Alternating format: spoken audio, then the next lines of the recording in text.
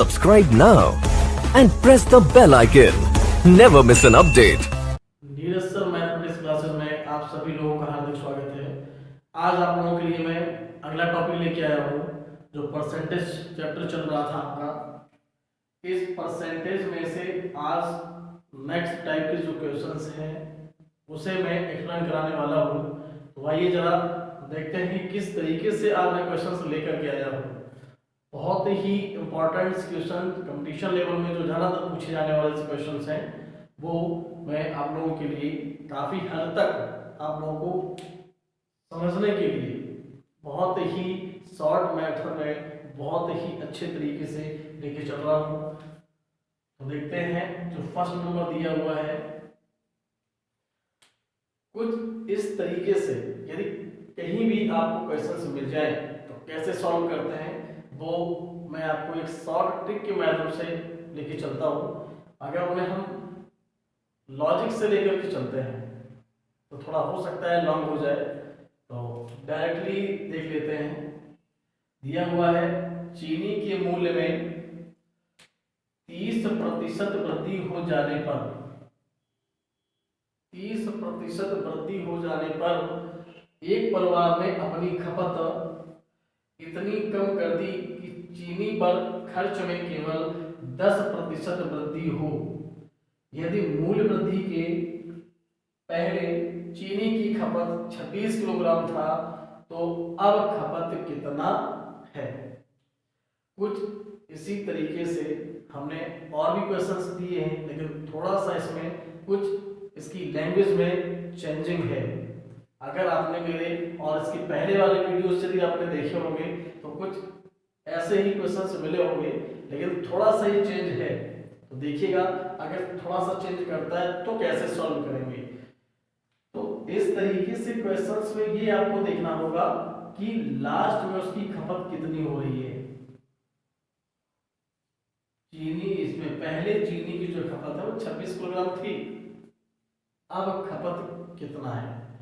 इसकी भाषा पर गौर करें कि चीनी के मूल्य में 30% की हम वृद्धि करते हैं, यानी 30% हम बढ़ा देते हैं, तो उसी परिवार में से अपनी खपत इतनी कम कर दी। ध्यान ये देना है कि यहाँ पर क्या हो रही है, वृद्धि हो रही है। जब वो वृद्धि करता है तभी उसको कम करना पड़ता है। चीनी पर खर्च में केवल 10% की वृद्धि हो रही है और यहाँ भी 10% की वृद्धि हो रही है। यदि मूल्य वृद्धि के पहले चीनी की खपत 26 किलोग्राम थी तो अब खपत कितनी है। देखिए जरा उसकी खपत को निकालने के लिए चीनी की खपत, ये जो लास्ट में जो 26 किलोग्राम दिया हुआ है ये चीनी की पहले की खपत है। यहां पर लिखेंगे 26। मैं डायरेक्टली आपको बता रहा हूं कि लास्ट में यहां जो भी मान दिया जाएगा उसे आपको राइट करना होगा। इसके बाद इनटू 100 प्लस, यानी कि ये जो 10% की आपकी वृद्धि की गई है, पहले आपका जो खपत है वो 26 किलोग्राम था, उसी 26 किलोग्राम का वो कह रहा है कि 10% की हम वृद्धि करेंगे, यानी 10% हम बढ़ा देंगे। तो इसी तो बढ़ा रहा है 26 में से, तो इसी में क्या कर लेंगे हम 10%, यानी 10 को हम जोड़ेंगे। प्रतिशत कह रहा था 10%, इसलिए 100 में से जोड़ा जाएगा 100 प्लस 10 और अपॉन में राइट करेंगे 100 प्लस ये जो 30% जो पहले दिया हुआ था कि 30% वृद्धि कह रहा, तो यहाँ भी हमको प्लस करना होगा। बस इतनी छोटी सी बात है, इतने को ही केवल सॉल्व करना है। लास्ट में जो 26 किलोग्राम था वो 26 किलोग्राम, ये 10% की जो वृद्धि हो रही थी उसी 100 में से 10 को जोड़ेंगे और अपॉन में करेंगे जो 30% वृद्धि हो जाने पर, तो इसको 100 प्लस 30 कर देंगे। अब इसको हल करते हैं तो हल करने से आ जाएगा 26 गुणा 100 में से अगर 10 को जोड़ेंगे तो 110 आ जाएगा और अपॉन में 100 में से 30 को जोड़ देंगे तो ये आएगा 130। अब हल करना है तो इस जीरो से ये जीरो काट लीजिएगा। 26 गुणा 11 बटे 13 बचा, तो इसको हल करते हैं 13 एकम 13 और 13 दूनी 26, तो ये आ जाएगा 2 गुणा 11। अगर का गुणा कर दीजिएगा तो 11 दूनी 22 आ गया। वो कह रहा तो अब खपत कितना होगा, तो अब खपत कितनी आ गई आपकी 22 आ गई। तो ध्यान ये देना है कि कोई भी क्वेश्चन हो, कोई जरूरी नहीं वो चीनी का ही मूल्य आपको दे, चीनी की जगह कोई भी वस्तु हो सकती है। इन संख्याओं की जगह पर वो कोई भी संख्या दे सकता है, कोई जरूरी नहीं कि वो यही संख्याएं दे, और भी संख्या दे सकता है। ये भी आपको ध्यान देना है कि ये तो सवाल में वृद्धि करके दिया हुआ था, सवाल में हो सकता है आपसे वो वृद्धि की जगह आपसे कमी भी कह दे। अगर वृद्धि कह रहा है तो आपको प्लस करना है इन दोनों की जगह पर। यदि वो कमी की बात करता है, जैसे सपोज कर दो इसमें हम ये कह देते हैं कि चीनी के मूल्य में 30% कमी हो जाने पर, अगर वो कमी कह रहा तो जहां हमने 100 प्लस 30 किया है वहां आपको करना होगा 100 माइनस 30 करना होगा। और यहाँ 10% वृद्धि, यहाँ भी आपको वृद्धि दे रहा है तो यहाँ पर तो हमने प्लस किया था। यदि यहाँ पर वो कमी कह रहा होता कि कमी हो जाती है तो यहाँ हमें 100 में से माइनस की 10 करना होगा। ये आपको ध्यान देना है कि क्वेश्चन में वो वृद्धि के लिए बोल रहा है या फिर वो कमी के लिए बोल रहा है। वृद्धि के लिए बोल रहा है तो प्लस लगाएंगे और कमी के लिए बोल रहा है तो फिर हम माइनस लगा लेंगे। सबसे सिंपल सा तरीका है, तो इस तरीके से जब सॉल्व करेंगे तो आप आसानी से आंसर निकाल पाएंगे। दूसरा देखिएगा, दूसरा कह रहा है कि एक परीक्षा में उत्तीर्ण होने के लिए यानी कि पास होने के लिए 33% अंक चाहिए। परीक्षा में यदि आपको पास होना है तो 33% अंक चाहिए। एक छात्र ने 220 अंक प्राप्त किया, 220 तो उसने अंक प्राप्त कर लिए हैं, तथा 11 अंकों से अनुत्तीर्ण हो गया यानी कि वो फेल हो जाता है। पूर्णांक क्या है, तो ये बता दीजिए जिस परीक्षा को आप दे रहे हैं उस परीक्षा में उसका पूर्णांक कितना है, उसका अधिकतम मार्किंग कितनी है। तो आपको करना क्या होगा, देखिएगा ध्यान से। ऐसे क्वेश्चंस अगर आपसे पूछे जाते हैं तब कैसे सॉल्व करेंगे, तो ये आपको ध्यान देना है कि 220 अंक तो उसने प्राप्त कर लिए, ये तो उसने आप प्राप्त किए हुए हैं, और 11 अंकों से अनुत्तीर्ण हो जाता है। तो जब 11 अंकों से अनुत्तीर्ण हो जाता है तो इसका मतलब 11 अंक हमें और चाहिए, तभी तो हम उत्तीर्ण हो जाएंगे, तभी तो पास हो जाएंगे। तो 220 तो उसने प्राप्त किए ही हैं, 220 अंक तो उसने प्राप्त किए हैं, उसको 11 और चाहिए यानी कि प्लस कर दीजिएगा, क्योंकि 11 उसको और अभी प्राप्त करना है।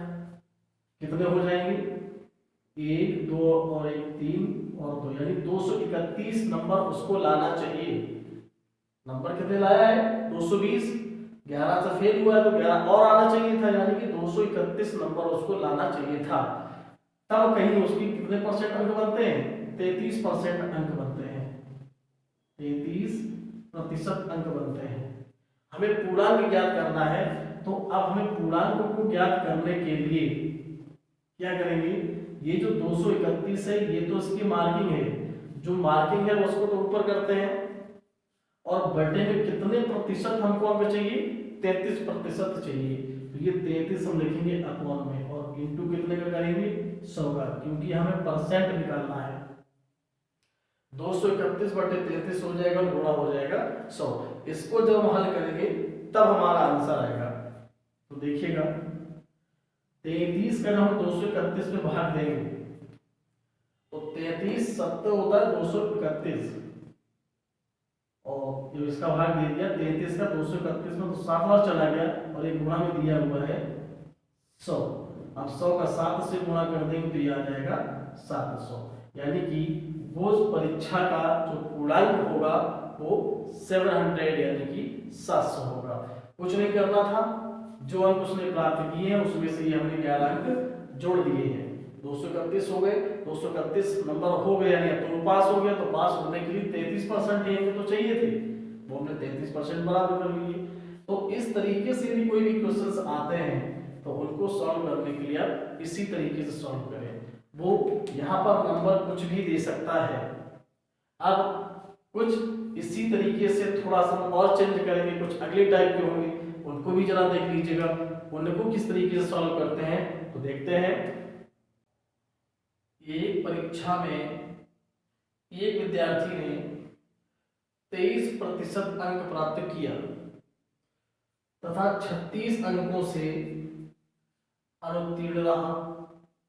इसी परीक्षा में एक दूसरे विद्यार्थी ने 35% अंक प्राप्त किया तथा उत्तीर्ण होने के न्यूनतम अंकों से 48 अंक अधिक प्राप्त किया तो कह रहा है कि पूर्णांक क्या होगा। इसके पहले जो मैंने क्वेश्चंस बताया वो भी आपका परीक्षा से संबंधित था और ये भी आपका परीक्षा से ही संबंधी है, लेकिन थोड़ा सा इसमें से देखिएगा कुछ अंतर है पहले और अब की क्वेश्चंस में। क्या कह रहा है 23% जब उसने अंक प्राप्त किए, केवल 23%, तब वो 36 अंकों से अनुत्तीर्ण रहा है, यानी कि वो फेल रहा है। इसी परीक्षा में अब एक दूसरे विद्यार्थी ने, ये तो पहले विद्यार्थी की बात थी, अब एक दूसरा विद्यार्थी बैठ रहा है उसी परीक्षा में, तो 35 अंक उसने 35% अंक प्राप्त किए हैं और उत्तीर्ण होने के जो न्यूनतम अंक थे, जो कम से कम अंक थे, उनसे भी वो 48 अंक अधिक प्राप्त उसने किए हुए हैं। तो अब बताइए कि उसमें पूर्णांक क्या है इस क्वेश्चंस में। कभी भी यदि इस तरीके से आपसे क्वेश्चंस किए जाते हैं तब आपको ध्यान ये देना है कि जो दोनों प्रतिशत होते हैं उन दोनों ही प्रतिशत को हम क्या करते हैं, अंतर निकाल लेते हैं, और जो दोनों में से जो अंक प्राप्त किए होते हैं तो उन दोनों अंकों का हम योगफल ज्ञात कर लेते हैं। देखिएगा ये जो प्रतिशत है वो 23% है और यहाँ पर दिया हुआ है 35%। इन दोनों ही प्रतिशतों में हमें अंतर निकालना होगा कि अंतर कितने का है।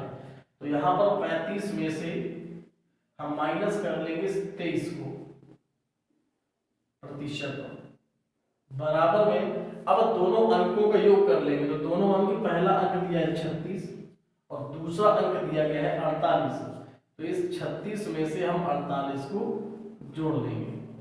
इस तरीके से यदि क्वेश्चंस दिए जाते तब आपको एक ट्रिक यूज करना है।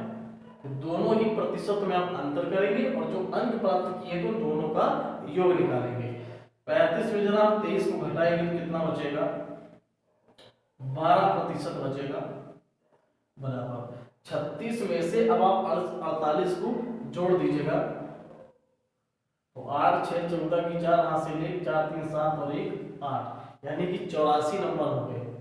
अब इसी का हमें निकालना है पूर्णांक। तो पूर्णांक निकालने के लिए क्या करना होगा, ये जो 84 दिए हुए हैं तो इस 84 में हमें करना होगा 100 का गुणा, क्योंकि 84 तो नंबर प्राप्त किए हैं, उस नंबर में से जब प्रतिशत निकालना होगा, पूर्णांक जब चलते हैं तो 100 का लेकर चलते हैं। प्रतिशत हमेशा 100 से निकाला जाता है और बटे में कर लेंगे। ये जो प्रतिशत आपका आया है 12%, ये जो आपका अंतर निकला था, तो इसको नीचे लिख देंगे 12। ये आपको ध्यान देना होगा, जो नंबर का योग है उसे ऊपर और जो प्रतिशत का जो अंतर आया है उसे अपॉन में और इनटू कर देंगे 100। अब इस 12 का भाग देंगे इस 84 से, 7 बार जाएगा, 12 सत्ते होता है 84, तो ये हो जाएगा 7 और गुणा दिया हुआ है 100। तो इस 100 का जब 7 से गुणा कर देंगे तो आ जाएगा 700, यानी इसमें भी आपका जो पूर्णांक आया है वो 700 का आया है। तो इस तरीके से अगर कोई क्वेश्चंस दिया जाए आप इसी तरीके से सॉल्व करें तो आपका आंसर बड़ा ही जल्दी निकलेगा। दोनों प्रतिशत का अंतर निकाल लें और दोनों जो अंक है उनको आप जोड़ दें। जोड़ने से 84 आया था, घटाने से 12 आया, तो इसी 84 और बटे कर दिया 12, गुणा कर दिया हमने 100 का। 12 सत्ते 84 होता है, 7 गुणा 100, यानी 7 का 100 से गुणा कर देंगे 700 हो जाएगा। अब दूसरा देखिएगा, अगला जो है, एक परीक्षा में 70% परीक्षार्थी अंग्रेजी में तथा 65% गणित में उत्तीर्ण हुए हैं, यानी 65% आपके गणित में पास हो गए और 70% परीक्षार्थी जो है अंग्रेजी में पास हो गए। यदि 73% परीक्षार्थी दोनों विषयों में उत्तीर्ण हुए हों, यानी कि गणित में भी और अंग्रेजी में भी, तथा कुल उत्तीर्ण परीक्षार्थियों की संख्या 248 हो, तो परीक्षा में बैठने वाले कुल परीक्षार्थियों की संख्या कितनी है। यहाँ पर कुल परीक्षार्थियों की संख्या पूछी गई है। इस तरीके से यदि कोई क्वेश्चन हो तब क्या करते हैं कि देखिए 70% आपकी परीक्षा अंग्रेजी में पास हुई, तो पहले तो ये देख लीजिएगा कि कितने प्रतिशत ऐसे विद्यार्थी हैं जो आपके पास हुए हैं। तो 70% हो गए अंग्रेजी में, प्लस कर देंगे 65 को, यानी 65% विद्यार्थी जो है वो गणित में पास हुए हैं। ये भी ध्यान आप देना होगा, ये जो 73% लिखा है, तो ये 73% में गणित के भी विद्यार्थी हैं और अंग्रेजी के भी हैं। तो कभी भी अगर दोनों विषयों में से स्टूडेंट यदि पास होते हैं तो उनको फिर हमेशा माइनस किया जाता है, ये आपको ध्यान देना होगा। ये जो 73% परीक्षार्थी जो दोनों विषय में पास हुए हैं, तो जो दोनों में पास हुए होते हैं उनको पास वाले में ही आप माइनस कर दे तो उत्तीर्ण यानी कि पास होने वाले विद्यार्थियों का प्रतिशत निकलता है। और टोटल आपके जो विद्यार्थी हैं वो कितने बैठे हुए परीक्षा में, 248 जो कि पास हुए हैं। पास होने वाले विद्यार्थियों की संख्या है 248। तो अब इसे सॉल्व करना होगा। तो 70 में से पहले तो हम 65 को जोड़ेंगे, 5 7 और 6 13 135 माइनस ये है 73% बराबर में है 248। 135 में 73 घटा दो, 5 में 3 घटाएंगे 2 बचेगा, 13 में 7 घटाएंगे 6 यानी 62% हो गया, बराबर दिया है 248। जिस तरीके से हमने इसको सॉल्व किया था कि 84/12 किया था गुणा 100, उसी तरीके से इसे भी सॉल्व कर लेंगे। यानी 248 बटे में हो जाएगा 62 और गुणा कर लेंगे 100। इसको हल करने से जो भी आपको आंसर निकलेगा वो परीक्षार्थियों की संख्या होगी। तो जरा भाग दे देते हैं इसको। अगर हम 2 का भाग दे दें 248 में तो ये आएगा 12 दूनी 24 और 4 दूनी 8। यहाँ 2 का भाग देंगे 2 तिया 6, 2 एकम 2 और गुणा हो जाएगा 100। अब आपको सीधा करना होगा, 31 का अगर हम भाग देंगे 124 में तो 4 बार जाएगा, 31 चौको होता है 124। तो ये 4 गुना जब 100 कर देंगे कितना आ जाएगा, 100 का 4 से गुणा होता है 400। तो ये 400 ऐसे आपके परीक्षार्थी हैं जो कि पूछा ना कुल परीक्षार्थियों की संख्या कितनी है, यानी 400 विद्यार्थी इस परीक्षा में बैठे हुए थे, जिसमें कि 70% अंग्रेजी में पास हुए हैं, 65% गणित में पास हुए हैं और 73% ऐसे थे जो कि इन दोनों विषयों में से पास हुए हैं। तो यही आपको करना है कि दोनों को आपस में हम क्या करेंगे, जोड़ेंगे और जो दोनों में से पास हुए हैं उसको हम माइनस करेंगे और सॉल्व कर देंगे। यहाँ अगर चाहे तो 62 का डायरेक्ट भाग दे सकते हैं, 248 में 4 बार ही जाएगा, लेकिन हमने पहले 2 का भाग दिया है, बाद में 4 का भाग दिया है। कैलकुलेशन आपका डिपेंड करता है, चाहे जिस तरीके से आप सॉल्व कर सकते हैं। तो अब इसी तरीके से थोड़ा और मैं चेंज कर रहा हूँ, और भी जो क्वेश्चंस है उसको भी जरा देख लीजिएगा, वो भी मैं आपको समझाने की कोशिश करता हूँ, वो भी देखिए। 2 उम्मीदवारों के बीच चुनाव हुए, चुनाव में डाले गए कुल मतों का 35% मत प्राप्त करके एक उम्मीदवार 15,000 मतों से हार गया। जीतने वाले उम्मीदवार को कुल कितने वोट मिले? देखिए ये सवाल चुनाव से संबंधित है, इस तरीके से भी क्वेश्चंस आपसे पूछे जाते हैं। तो करना क्या है कि जब 2 उम्मीदवार थे, इन दोनों उम्मीदवारों के बीच जब चुनाव होता है तो चुनाव में डाले गए कुल मतों का 35% मत प्राप्त करके एक उम्मीदवार 15,000 मतों से हार जाता है। हारने वाला जो व्यक्ति है वो मात्र 35% ही वोट प्राप्त कर पाता है, तो निश्चित है कि जीतने वाला जो व्यक्ति होगा उसे कितने प्रतिशत वोट मिले होंगे, पहले तो हम ये निकाल लेते हैं।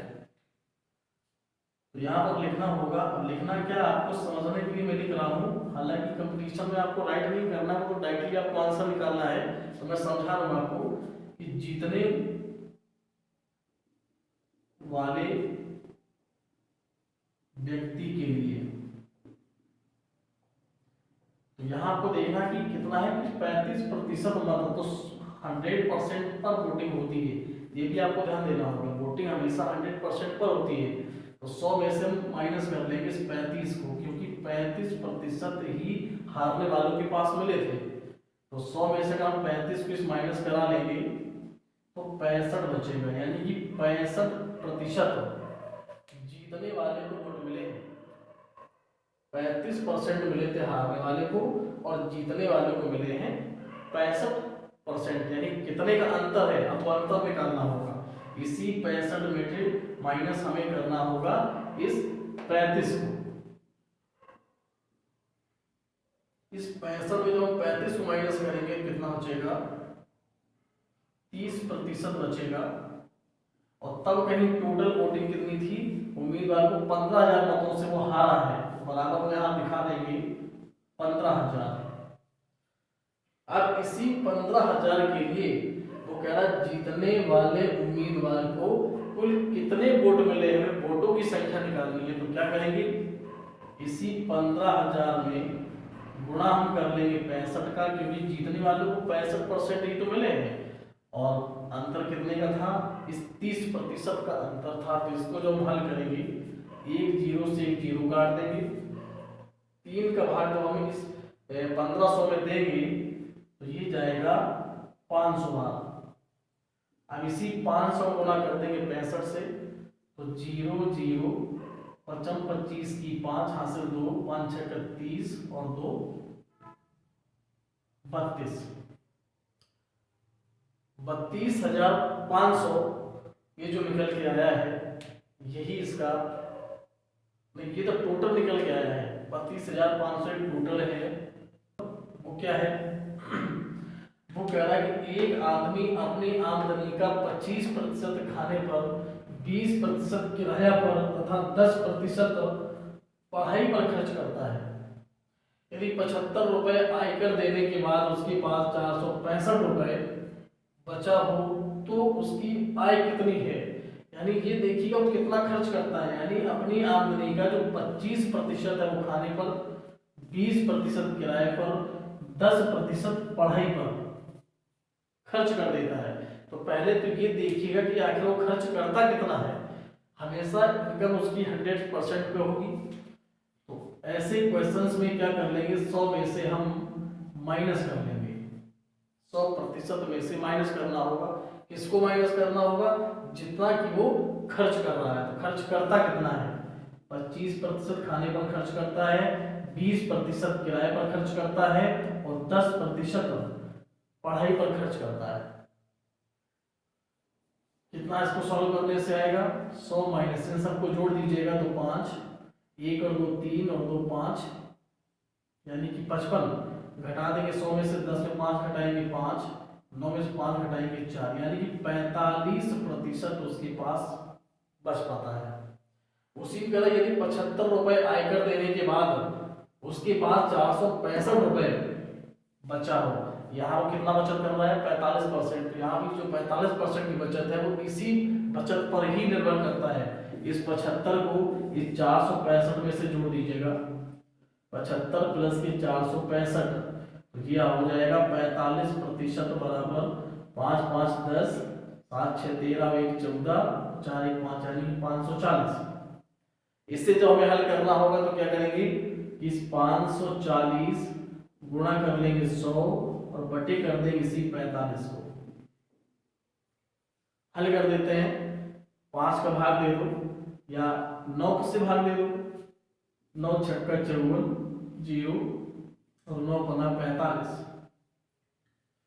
5 का भाग दे दो 60 में, 12 5 60 होता है, तो ये आ जाएगा 12 गुना 100 और 100 को जब हम 12 से गुणा कर लेंगे तो ये आ जाएगा 1200। वही वे कह रहा है तो उसकी आय कितनी है, तो उसकी आय निकल के आ गई 1200 रुपए। यानी 1200 रुपए की आय में वो 25% खाने पर, 20% किराए पर और 10% पढ़ाई पर खर्च करता है और 75 रुपए आयकर देने के बाद वो 465 रुपए क्या करता है, वो बचा भी लेता है। तब उसकी आय कितनी है, तो आप इस तरीके से सॉल्व करिएगा। सबसे पहले जितना वो खर्च कर रहा है उनको आप जोड़ दीजिएगा और 100 में से माइनस करिएगा, जो बचेगा उसी का ये जो बचत कर रहा है वो बचत को बराबर कर दीजिएगा। सॉल्व कर लेंगे। अब हम अगला वीडियो लेकर के आएंगे। अगर आपको ये वाला वीडियो अच्छा लगा हो तो प्लीज आप मेरे चैनल को सब्सक्राइब जरूर कर लें और जितने भी मेरे वीडियोस होंगे वो सब आपको प्राप्त होंगे। आने वाला मेरा वीडियो बहुत ही जल्द होगा। फिर मिलते हैं। Thank you.